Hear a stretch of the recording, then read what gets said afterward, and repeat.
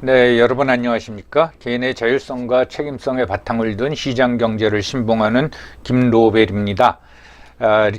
리더십 시리즈를 시작하겠습니다. 아마 또 이게 연달아 계속되니까 재미없다라고 생각하실 구독자분들 계시겠지만 그냥 뭐 교양 강의, 짧은 교양 강의 하나 듣는다고 생각하시면 되겠습니다. 지난 영상에서는 리더의 가장 큰 덕목은 책임감이다. 그걸 이제 누누이 강조했습니다. 그건 전제입니다. 전제. 그 외에 필요한 무슨 덕목이 있겠죠. 그래서 오늘은 리더하고 둘러싼 의문인 리더는 과연 타고나는가 아니면 키워지는가, 즉 육성될 수 있는가. 그러니까 하나는 선천적이냐 하나는 후천적이냐, 그 문제에 대해서 오늘 살펴보도록 하겠습니다.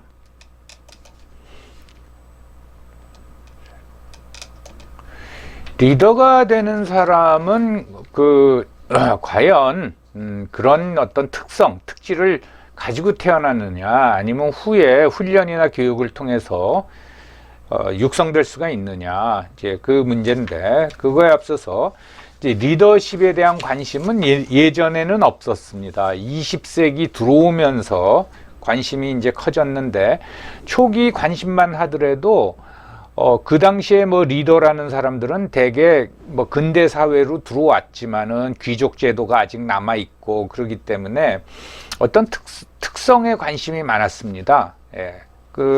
그러다가 리더십에 대한 어떤 과학적 접근을 하게 된 거는 2차 세계 대전입니다. 미국이 2차 세계대전에 참전하면서 수많은 군대 지휘관이 필요하게 됐습니다. 우리나라 뭐 소대장 하면 소위, 중위, 그러면 하찮게 볼지 모르지만은 전쟁터에서는 그러한 지휘관이 30명 가까운 젊은이의 목숨을 좌지우지한단 말이죠. 그러니까 야, 이게 중요하구나. 그 사람들이 진짜 리더죠. 리드하는 사람들이죠. 그래서 거기에 대한 이제 과학적인 접근을 하면서 리더십 연구가 활성화되기 시작했습니다.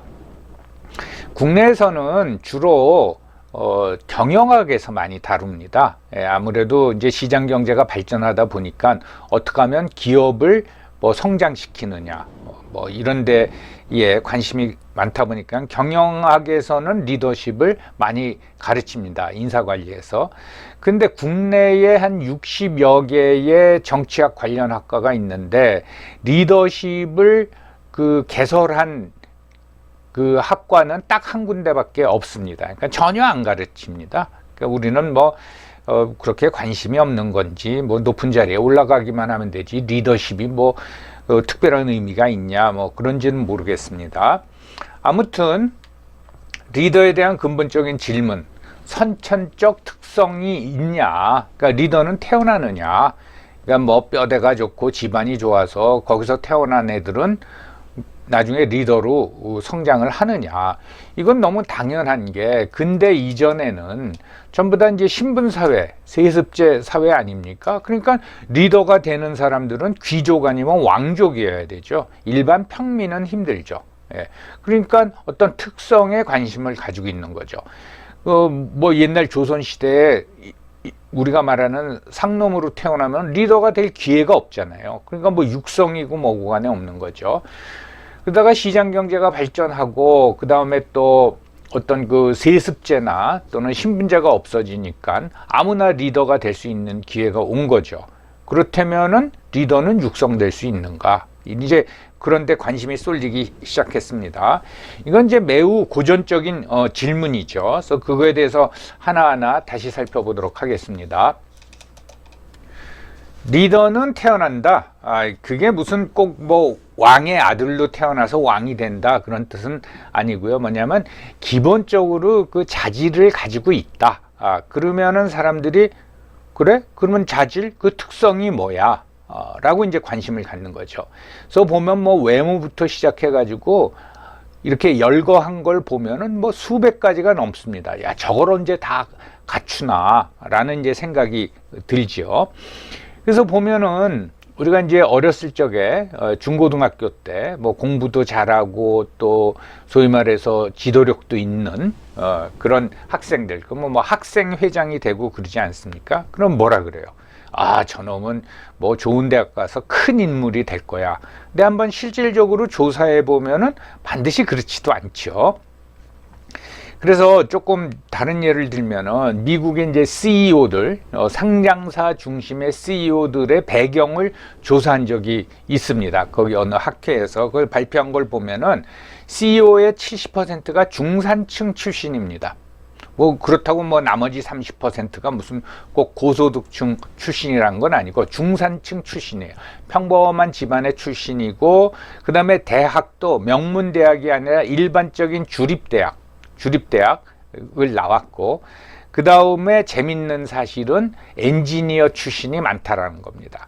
그래서 CEO의 70%가 중산층 출신, 또 70%가 주립대 출신, 그리고 엔지니어링 쪽이 전공자가 많다, 그런 게 있습니다. 그러니까 아주 특별한 자질이 따로 필요하지는 않습니다. 그래서 마치 그런 리더는 어떤 그런 유전인자가 있느냐, 뭐 그렇지는 않다라는 거죠.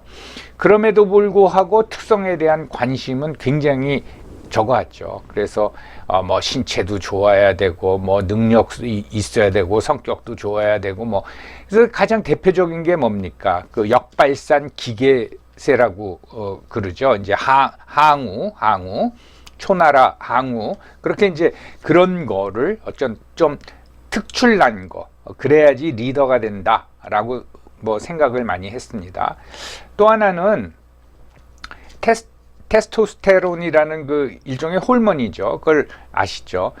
그 리더가 된 사람들 보면은 이 수치가 아닌 사람보단 좀 높습니다. 뭐냐면 굉장히 영어로 표현하면 어그레시브 하다라는 거죠. 그러니까 좀 공격적이라는 거죠. 그래서 어느 조직에 들어가 가지고 리더가 되려면 얌전히 있으면 안 되죠. 뭐 어떻게 말하면 조금 설쳐야 되죠. 그래야지 이제 눈에 띄죠. 그러면서 능력이 있으면은 이제 발탁이 돼서 어떤 일종의 그런 공격성은 좀 있어야 된다. 그런데 이거는 뭐 태어난다고 말할 수가 있어요. 공격성도 키울 수가 있지만은 되게 그렇지 않은 사람들도 있죠. 조용히 자기 일만 하는 사람들도 있죠. 이제 그런 정도로 말씀을 드리고, 그다음에 이제 육성론은 어떤 특성도 훈련에 의해서 육성이 가능하다라는 거죠. 그래서 요즘은 굉장히 뭐 코칭 프로그램이니 그런 게 많이 생겼습니다. 그런데 그 내용을 살펴보면은 저걸 뭐 꼭 돈 주고 들어야 되나라고 저는 개인적으로 생각을 합니다. 뭐 도움을 받는 사람들도 있을지 모르지만, 뭐 하급자하고 얘기할 때는 어떡하고, 뭐 그 아주 기술적인 거, 어떻게 보면은 가장 기본적인 거, 그건 본인이 스스로 체득을 해야 되는 거죠. 그래서 이게 육성 프로그램의 대표적인 사례가 군대입니다. 군대는 사병하고 부사관하고 장교하고 받는 훈련이 틀리죠. 강도도 틀리고, 그 직위에 맞는 프로그램을 만들어서 가르친단 말이죠. 그래서 장교 같은 경우엔 맨 처음에 가서 초급 군사학교를 가고, 그 다음에 조금 있어서 뭐 참모가 대위나 소령이 돼서 참모가 되게 생겼다 그러면 참모대학을 가고, 뭐 이런 식으로 그 고급 군사학교를 가고, 뭐 이런 식으로 늘 그 세분화돼 있죠. 이건 좋은 리더십 육성 프로그램이라고 생각을 합니다. 하기야 뭐 병사들의 목숨을 좌지우지하기 때문에 그렇게 아주 세분화되고 전문적인 훈련을 받아야겠죠. 그런데 공무원 프로그램을 보면은 주로 이제 연수 프로그램이라 그러는데, 저도 이제 강사로 몇 번 가봤습니다. 또 공무원들은 그런데 관심이 없어요. 이 군대 그런 프로그램은 그 시험을 늘 보고 그러는데, 마치 그 연수 한 보름 나오고 이거를 휴가로 생각하는 것 같아요. 그래서 강의 시간도 산만하고 질문들도 안 하고 그냥, 그리고 이제 그것도 나중에 결과 보고를 하려면 시험을 보고 그 평가를 제출해야 되거든요. 그러면 뭐 교수님 그 시험 문제 뭐 가르쳐 주세요. 뭐 그래서 야, 큰일 났다. 이제 뭐 그런 생각이 제가 좀 들었습니다. 그래서 근대 들어와서는 워낙 분야가 전문화돼 있고 세분화돼 있기 때문에 그걸 육성을 안 시킬 수가 없죠. 그래서 예를 들면은 이 보통 한 10,000명 정도 규모가 되는 대학 보면은 학과가 한 50개가 있습니다. 그럼 뭐 50개로 끝나느냐? 정치학 분야만 하더라도 그 안에는 뭐 수십 개의 세부 분야가 있어요. 그래서 같은 정치학을 해도 뭐 비교 정치, 국제 정치를 한 사람은 정치 사상을 모를 수 있고, 또 비교 정치를 한 사람들은 뭐 또 다른 정치 철학 분야를 모를 수가 있습니다. 그래서 전문화돼 있고 세분화돼 있기 때문에 이런 그 육성 프로그램이 반드시 필요하고, 거기서 많은 내용을 학습을 하면은 그 사람들은 리더십을 발휘할 수 있는 거고, 그걸 제대로 소화 못하면은 발휘를 못하는 거죠. 그래서 근대에 와서는 이 육성이 불가피하다. 예, 그건 이제 분명하고, 그 다음에 후천적으로 습득하기 어려운 뭐 성격적인 유형에 따라서 나타나는 그런 거는 어떤 그 선천적이다, 예, 특성론이다, 그렇게 말씀드릴 수가 있습니다. 그래서 이게 뭐 특성인지 또 육성이 가능한 건지 모르지만 좀 오래된 그 연구 보고서입니다. LG경제연구원에서 나온 인류기업 최고 경영자의 자질이라는 이제 보고서가 하나 있는데, 이건 이제 참고로 소개해 드리는 겁니다. 그러면 이제 5가지를 뽑았어요. 아주 대기업들이죠. 포기하지 않는 불굴의 의지, 월마트, 샘 월튼. 월마트는 아시죠? 그러니까 오프라인 그 상점 중에서는 가장 최인망이 큰 거죠. 미국의 월마트. 지금 전자상거래가 활성화되고 있지만 아직도 꿋꿋이 버티고 있습니다. 그 창업자 샘 월튼을 포기하지 않는 불굴의 의지. 그래서 여기서 이제 말씀드리고자 하는 거는 뭐냐면, 이 보고서를 쓴 연구원은 리더한테 이제 포기하지 않는 불굴의 의지가 필요하다, 그런 뜻이었겠죠. 그 다음에 원대한 목표를 추구하는 도전가 토요타 자동차의 에이지 도요타. 그래서 이 계기가 뭔가 하면, 일본 자동차는 도요타가 이제 대표하는데, 일본 자동차 하면은 사실 소형차죠. 예, 그걸로 미국 시장을 휩쓸어 버린 거 아닙니까? 근데 90년대 들어와 가지고 고급차를 생산하죠. 그리고 그거는 도요타라는 이름을 안 붙이죠. 잘 아시는 렉서스입니다. 이게 그 벤츠하고 동급으로 이제 취급을 되지 않습니까? 그러니까 야, 소형차만 생산하던 도요타에서 그런 그 고급 승용차를 만드느냐, 이게 원대한 목표를 추구했다라는 의미로 선정한 것 같고요. 과감한 투자를 감행하는 승부사 해가지고 IBM의 탐 왓슨 2세입니다. 이 IBM은 사실 그 컴퓨터 분야에서 2위였는데 1위한테 눌려가지고 이제 시장 점유율이 점점 줄어드는 가운데, 오래전 얘기입니다. 탐 왓슨이 대형 컴퓨터, 그러니까 용량이 큰, 성능도 좋은 대형 컴퓨터를 개발하죠. 그러니까 회사 돈은 없는데 거기에 엄청난 투자를 했습니다. 근데 이게 히트 쳐가지고 결국은 1위로 올라서고, 1위였던 회사는 없어져 버렸습니다.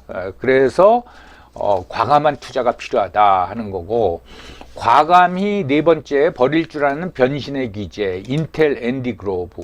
인텔 하면 여러분들 뭐가 생각납니까? 저는 이제 반도체죠, 반도체. 예, 반도체인데 앤디 그로브가 이게 반도체를 이제 육성을 했죠. 예, 그래서 뭐 과감히 버릴 줄 아는 변신의 기제다, 뭐 이제 그런 거고.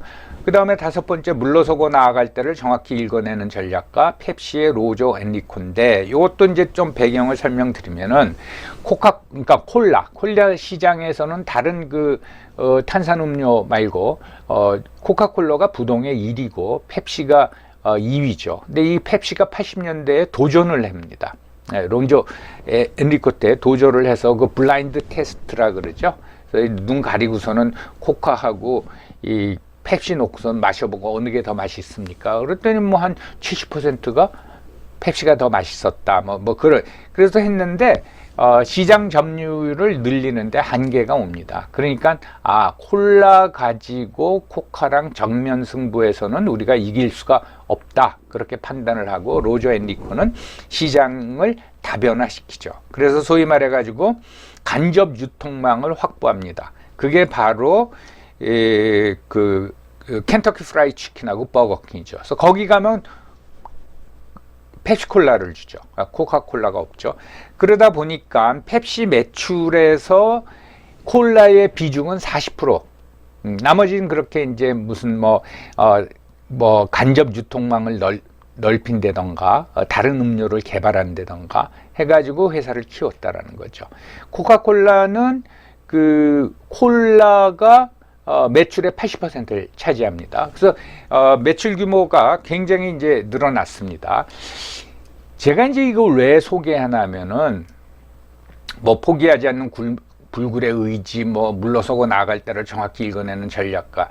저는 이런 연구 보고서가 필요 없다라는 거예요. 예, 그래서 괜히 리더십 프로그램에 갔더니 이거 가지고 샘 월튼이 어떻고 앤디 그로브가 그건 소용없다는 거예요. 이건 기본입니다. 기본. 포기하지 않는 불굴의 의지가 있어야지 기업을 일구죠. 예. 그 다음에 목표를 높이 잡아야 되는 게 너무 당연한 거죠. 그리고 어떤 때는 과감하게 승부를 걸어야 되는 거죠. 소위 말해서 리스크 테이킹을 하는 거죠. 그래서 이런 쓸데없는 얘기 할 필요 없다. 그리고 이건 각 회사마다 다 틀리다. 예. 그래서 이제 여기서 우리가 이 케이스를 보다 보면 고개가 끄덕여지는 것도 있지만 뻔한 얘기를 무슨 이게 리더십의 자질이라고 그러느냐. 분야마다 다 틀리다. 저는 이제 그렇게 말씀드리고 싶습니다. 예. 그래서 참고적으로 이제 렉서스를 해가지고 토요타가 진짜 히트를 쳤죠. 우리나라도 많이 아닌 말로 굴러다니지 않습니까? 근데 그 한참 후에 우리는 지네시스를 만들죠. 그것도 미국 시장에서 꽤 히트를 치고 고급차로 인정을 받고 있습니다. 렉서스보다 조금 싸지만은 고급차로 인정을 받고 있고, 미국 가가지고 주차장에 쭉 서 있는 거 보면 괜찮아요. 눈에 탁 띕니다. 아무튼. 그래서 조금 전에 설명드린 대로 리더십 연구, 그리고 무슨 소개 이런 거 보면은 이런 인류 기업의 CEO들을 이제 하면서 이런 리더십을 본받아라 그러는데, 참고로 여러분들도 잘 아시는 그 제너럴 일렉트릭의 잭 웰치, 80년대 초서부터 20년 동안 CEO를 했죠. 이제 회장을 했습니다.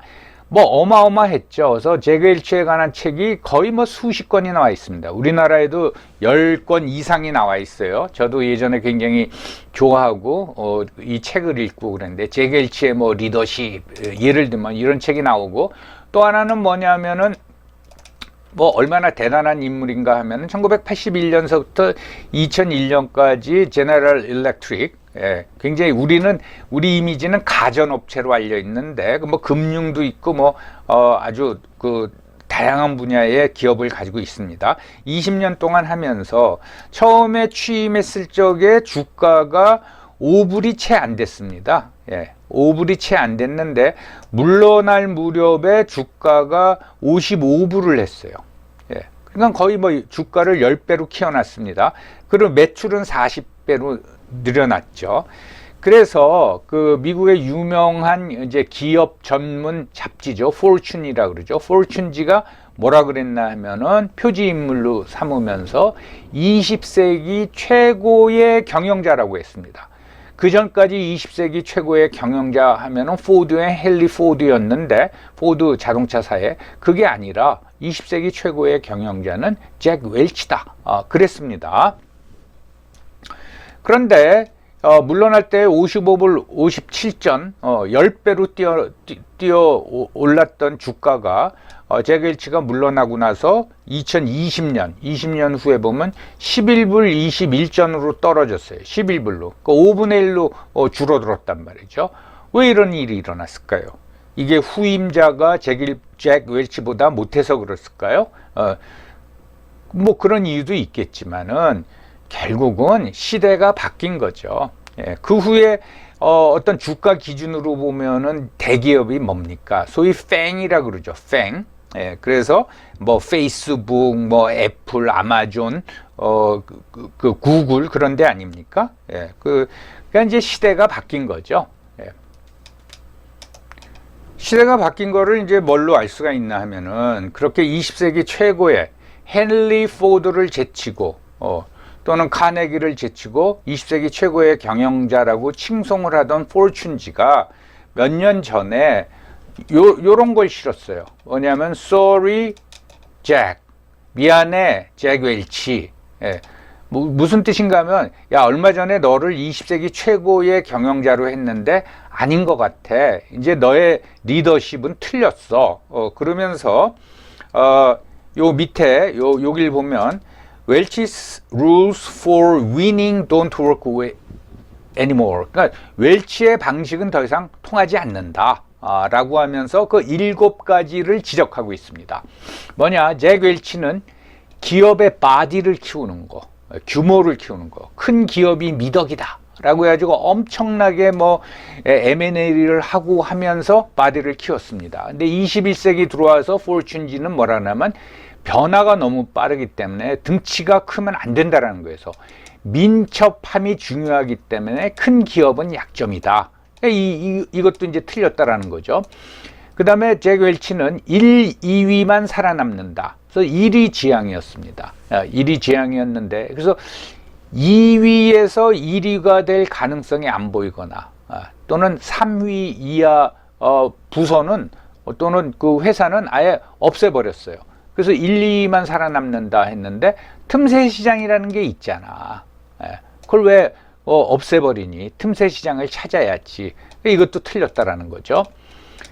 그 다음에 주주가 왕이다 라고 했는데 아니다. 고객이 왕이다. 그러죠? 무슨 뭐라 그럴까요?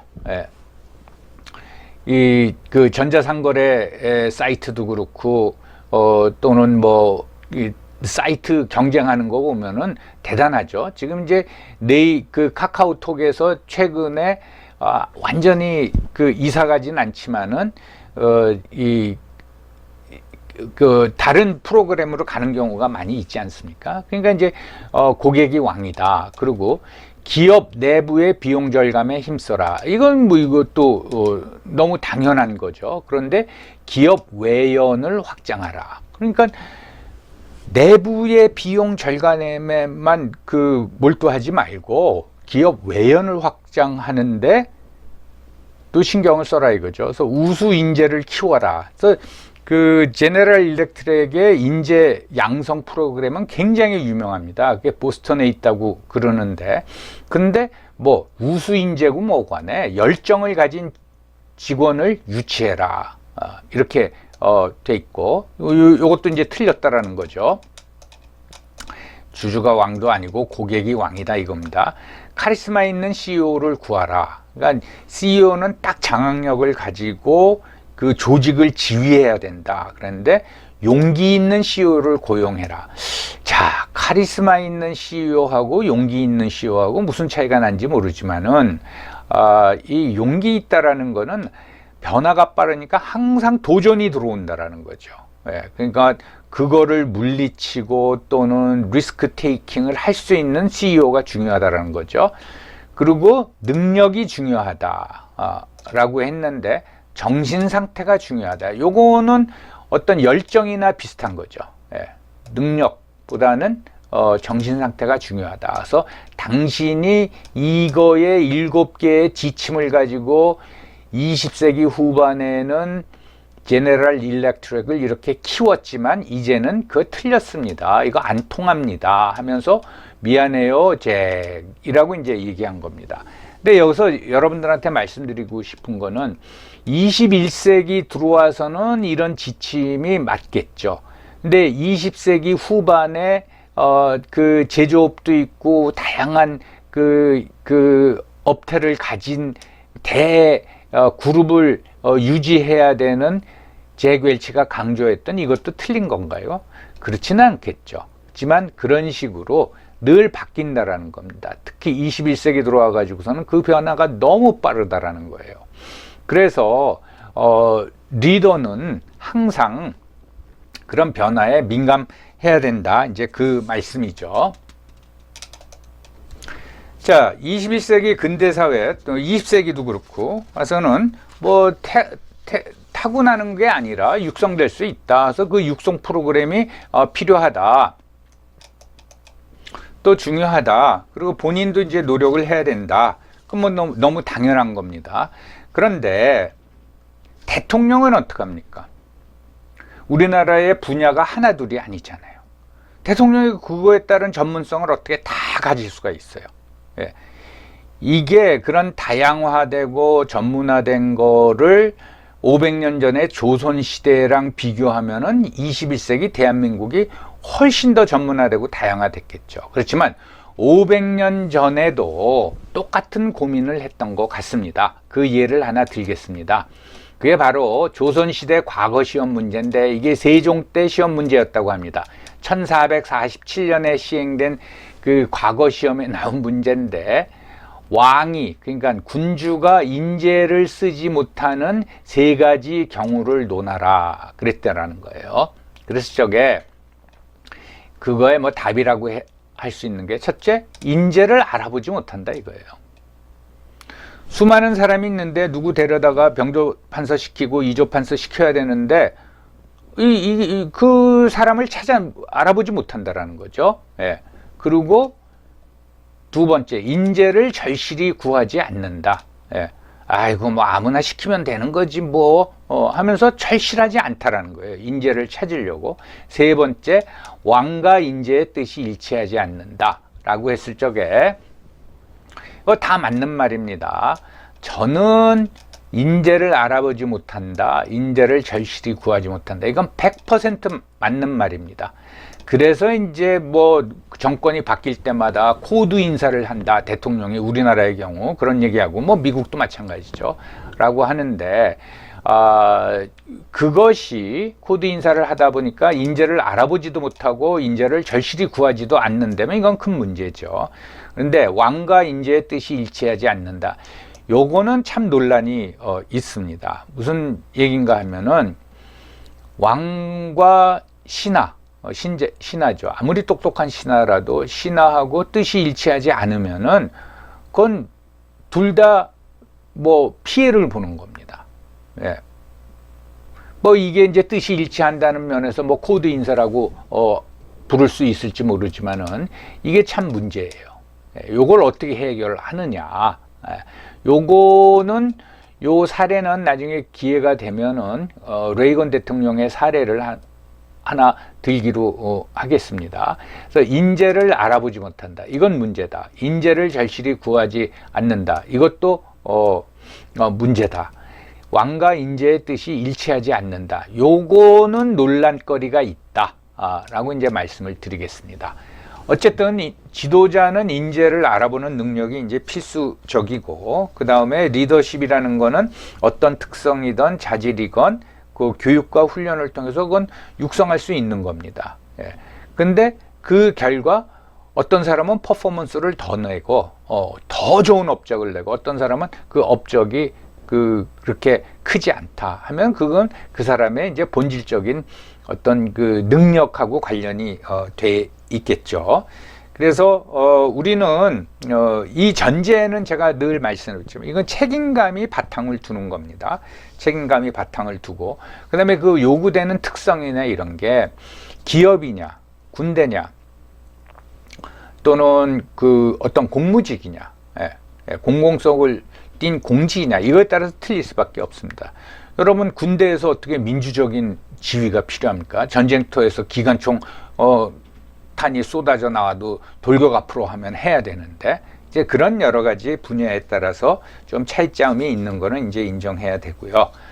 마지막으로 오늘 뭐 영상하고는 특별히 관심이 없지만은 뭐 며칠 전인가 검수완박법이 통과돼서 검찰은 수사를 전혀 하지 말아라. 뭐 그렇게 됐다고 해서 흥분한 사람들도 있고 큰일 난 사람들도 있고 그런 이제 반응을 보이는 분들이 있는데 저는 이렇게 생각합니다. 우리나라는 이제 법치국가죠. 이 법치국가라는 건 뭐냐? 사회적 양심의 바탕을 두고 둔 어떤 그 도덕률을 명문화시킨 거죠. 그래서 그 도덕률은 뭐냐? 특히 형사법 형사 범죄하고 관련해서는 죄를 지은 사람은 남한테 피해를 준 죄를 지은 사람은 처벌해야 된다라는 거죠. 이게 무너지면은 이거는 더 이상 뭐 법치 국가가 아니죠. 예.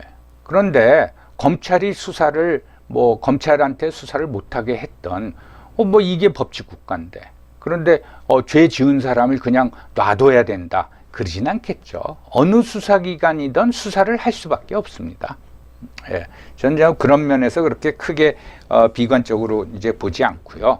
그런데 정말로 이 권력 가진 기득권 세력에 대해서는 이 법 검수완박을 통해서 수사도 못하게 생겼다. 그럼 우리나라는 민주공화국이 아니죠. 그럴 경우에는 뭐 뒤집어 엎던가, 뒤집어 엎으려고 노력했는데 안 됐다. 그럼 뭐 이 나라를 떠나던가 그렇게 될 수밖에 없죠. 근데 전체적으로 봐가지고 우리나라의 국민 수준으로 보면은 어느 수사기관이든 수사를 할 겁니다. 예, 그러다가 거기서 이제 문제가 많이 발생하면은 또 법 개정을 통해서 검찰에 무슨 수사권을 다시 돌려줄 수도 있겠죠. 뭐 좀 그렇게 저는 크게 또는 길게 그렇게 생각을 합니다. 자, 오늘은 그 리더십은 선천적이냐 후천적이냐. 근데 21세기 들어와 가지고는 20세기도 마찬가지고 이게 뭐 선천성만 강조해 가지고는 도저히 리더를 육성해낼 수가 없죠. 예, 그래서 육성론에 좀 더 무게감을 두고 여러분들한테 소개해 드렸습니다. 자, 오늘도 여러분들 경청해 주셔서 감사합니다.